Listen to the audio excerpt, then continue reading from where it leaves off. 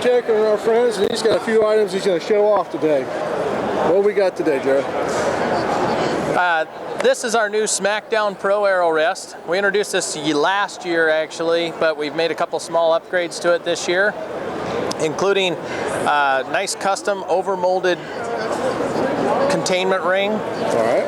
And additionally, we upgraded the first year that this came out, we had a bristle gate that actually prevented the arrow from coming out. And we actually upgraded it with a nice custom overmolded rubber flap, where basically the shooter can go ahead and nock an arrow and then you push it right through that rubber flap and then it's fully contained inside the arrow rest. Fantastic. Any angle you want to draw the bow from, you're going to end up centered up and ready for the shot. Excellent. The major changes that we did on the rest initially last year was just basically we took a look at our SmackDown rest from 2011 and we shaved 35% of the weight out of it. Super lightweight. It's fully CNC machined aluminum components.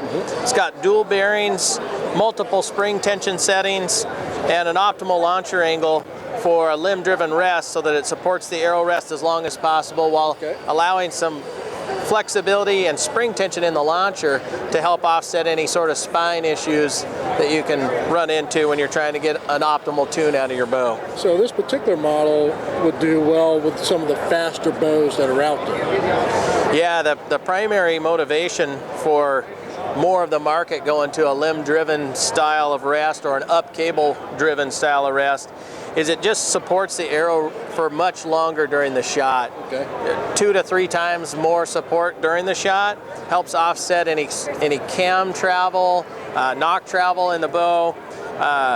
Essentially just gives the arrow a better chance of getting a good head start.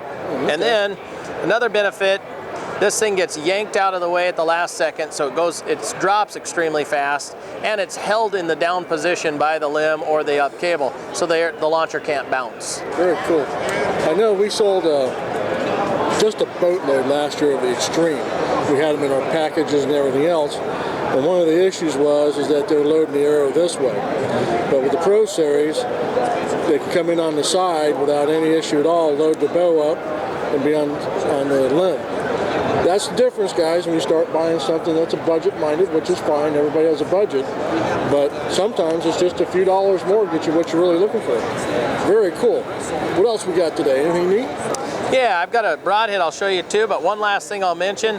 We actually, in the custom rubber overmold, we've built in these silencing nodules. This rest is absolutely whisper quiet on the shot as well. Fantastic. The other thing I wanted to show you was this is a new upgraded version of our Omer Edge broadhead. We introduced the Omer Edge last year. Randy Ulmer's brother, Rusty Ulmer, actually designed the head, but the brothers together are kind of corroborating on the marketing of this head through Trophy Taker. That and the royalties, right? Yeah, exactly, exactly. So, rear deploy broadhead, super important. You're going to get a full-size entrance wound, and you're not going to get, and as well as it also aids in penetration. Essentially, this broadhead, John, it starts into the animal. These 2 activation levers open the broadhead, and then it locks or engages the blades in a fully open position. The blades are allowed to pivot. So if you come in here and you hit a heavy bone on one side, it aids in penetration, also aids in steep quartering shots, making sure that the arrow doesn't try to kick out. The blades fold forward on non-pass-through shots so that it's not considered barbed. Additionally, the back side of the blades is sharpened as well as the front side. So this thing will actually cut a full 1.5 inch cutting channel on the way through. You hit a bone on the far side, it doesn't go through. The arrow gets pulled back out. It cuts 1.5 inches on the way out as well. Wow. Maximize the tissue damage.